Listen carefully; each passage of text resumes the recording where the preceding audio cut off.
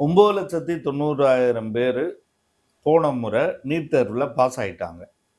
மொத்த சீட்டு 91,000 தான். இதில் 50% அரசாங்கம் போட்டுரும். அப்படின்னா என்ன, 50,000 சீட்டை அரசாங்கம் ஒதுக்கிடும், 50,000 சீட்டு தனியாக இருக்கு.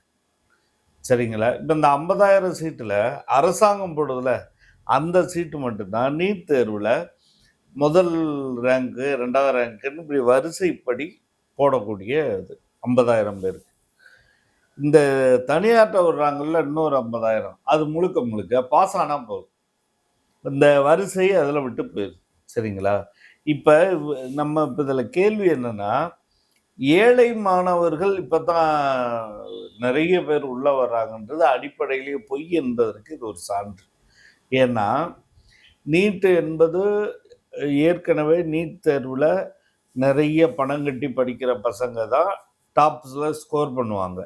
அப்போ அவங்கெல்லாம் ஒரு பக்கம் உள்ளே போயிடுறாங்க. இன்னொரு 50,000 சீட்டில் நீட்டு பாஸ் ஆனாலே போதும்னு அவங்க ஒரு கார்டு கொடுக்குறாங்க. அப்போ நீட்டு பாஸ் ஆனாலே போதும்னா அதில் யாராருக்கு இந்த பணம் கட்டுற போட்டியில் தனியார் வந்துட்டு அரசாங்கம் 5 லட்சம் ஃபிக்ஸ் பண்ணால் அதையா வாங்குவான்? அவன் இந்த பணம் கட்டுற போட்டியில் யார் முதன்மையாக வருவாங்களோ அவங்கள சூஸ் பண்ணுறதுக்கு தான் அவங்க என்ன பண்ணியிருக்காங்கன்னா ரேங்க் வரிசையை விட்டுறாங்க. தனியாருக்குன்னு போகும்போது ரேங்க் வரிசை கிடையாது, பாஸ் ஆனாலே போகுது நீட்டில். அப்போ பாஸ் ஆகி அதிக பணம் எவ்வளோ வச்சுருக்கானோ அவன் இங்கே கட்டி உள்ளே போயிடுவான். ரைட்டா?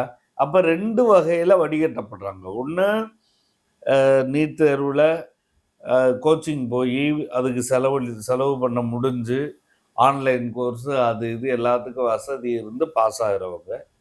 அப்போ அங்கே பிற்படுத்தப்பட்ட தாழ்த்தப்பட்ட மக்கள் வடிகட்டப்படுறாங்க, பழங்குடிகள், சிறுபான்மை. அப்படி இந்த பக்கம் பார்த்தீங்கன்னா யாருக்கு அதிக பணம் இருக்கோ அவங்க கட்டி உள்ளே போகலாம். அப்போ மொத்தத்தில் பார்த்தீங்கன்னா கிருமி லேயர்னு சொல்லுவாங்க, இல்லை கிருமி லேயர், அதாவது கேக்கில் க்ரீம் லேயர்னு ஒன்று சொல்லுவோம், கேக்கில் இருக்கிற க்ரீம்.